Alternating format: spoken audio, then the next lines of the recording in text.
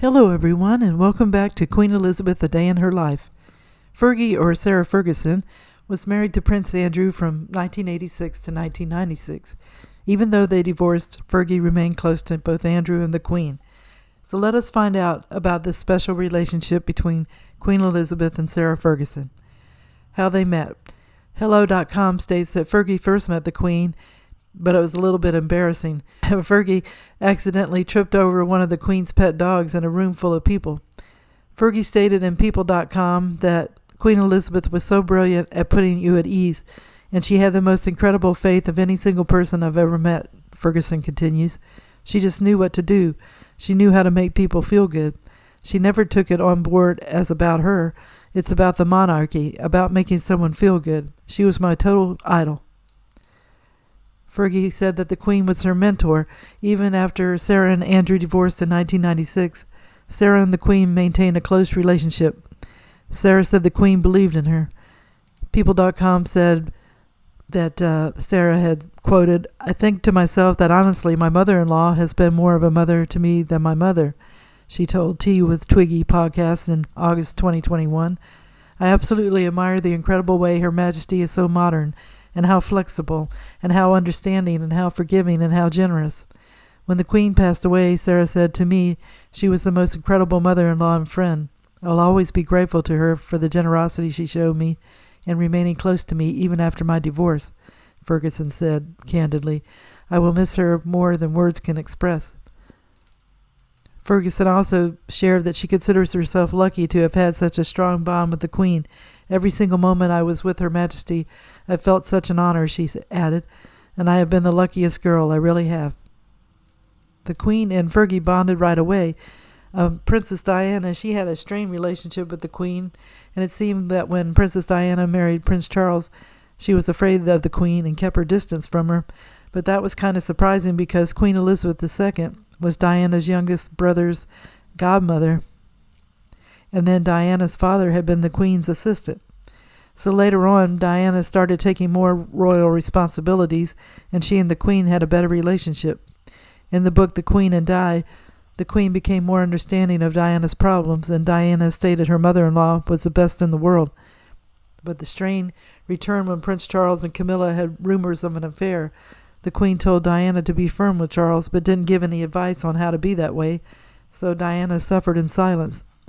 Diana lived at the palace even after the divorce, but the Queen wasn't pleased by all the interviews Diana gave to the media. On the other hand, Sarah said in her book, My Story, "In private I called her Mama. When she waved to sit next to her in the car or at church, I felt favored and blessed." The Queen, though, wasn't too happy with her when Sarah decided to divorce Andrew. They had separated in 1992, and she didn't like it because Andrew was away in his military career so much. So in 1996, Sarah decided she wanted to work, and she wasn't allowed to do that when she was married to Andrew. The Queen asked her to reconsider and then said to her to be strong and to go forward. PopSugar.com stated the relationship between the two women felt the strain when the Duchess was photographed with another man just 5 months after the separation had been announced. Sarah had taken a holiday with her new partner, financial advisor John Byron, and the paparazzi photographed them embracing. The front page story broke a few days later when Sarah was at the Queen's Scottish estate, Balmoral, with her estranged husband, their daughters, and the rest of the royal family. Sarah says Andrew was supportive and understanding.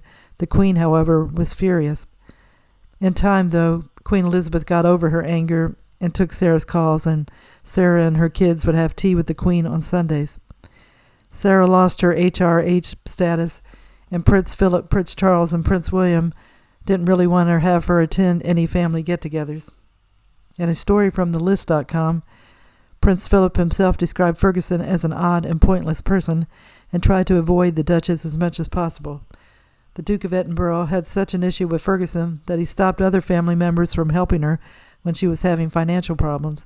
Philip also openly disagreed with the Duchess remaining close to Prince Andrew to the extent that Fergie wasn't invited to the funeral when he died. The Queen and Sarah not only bonded over horses, though, but they shared a love of jewelry as well. According to the list.com, over the years, Her Majesty gave the Duchess of York many expensive gifts, and for her wedding, Fergie donned the York tiara, which was described as a floral-shaped diamond scroll headpiece designed by Gerard. Queen Elizabeth also gifted Fergie with a diamond demure parure, also from Gerard, comprising a pair of earrings with matching necklace and a bracelet that again she valued for the rest of her life. And then Fergie, she gave Queen Elizabeth a handmade table lamp by designer Rosanna Lonsdale one Christmas, which held pride of place in Her Majesty's private living room at Buckingham Palace. The stunning motif was inspired by the sweet peas growing in Balmoral. And then Fergie memorably requested the Queen's friendship in her divorce settlement, as she told Harper's Bazaar. In my story, Sarah recounted her daughter Beatrice said to her one day, "Why are you not good enough to go up there? I tried to explain that their granny would love for me to be with them, but I wasn't so well thought of by certain other members of the family." So Andrew and Sarah went on to divorce in 1996, but they still lived together at the Royal Lodge in Windsor and owned a chalet together in Verbier, where they vacationed together every year. "We never really left each other," Sarah stated during an Australian radio interview in 2016. Sarah said her former mother-in-law is the most wonderful, forgiving, non-judgmental person I know. In recent years, Sarah was the Queen's guest at Balmoral for short vacations along with Andrew and their daughters, always when Prince Philip was absent. So the corgis, the Queen's dogs, went to Fergie and Andrew. Andrew and Sarah inherited the dogs when the Queen passed away. Sarah was the one who found the puppies, and the Duke presented them to the Queen on her birthday.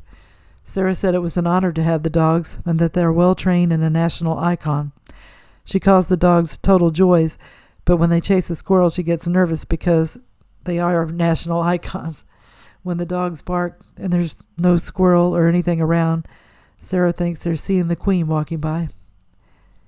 Fergie and the Queen had a great bond, and there was a moment after Fergie divorced Andrew that the Queen got mad, but time went by, and the Queen and Fergie kept in touch.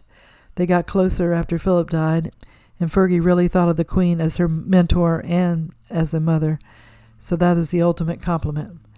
Well, I hope you enjoyed the video, and if you did, if you could give it a thumbs up, that would be greatly appreciated. If you haven't subscribed, if you could, that would be good too.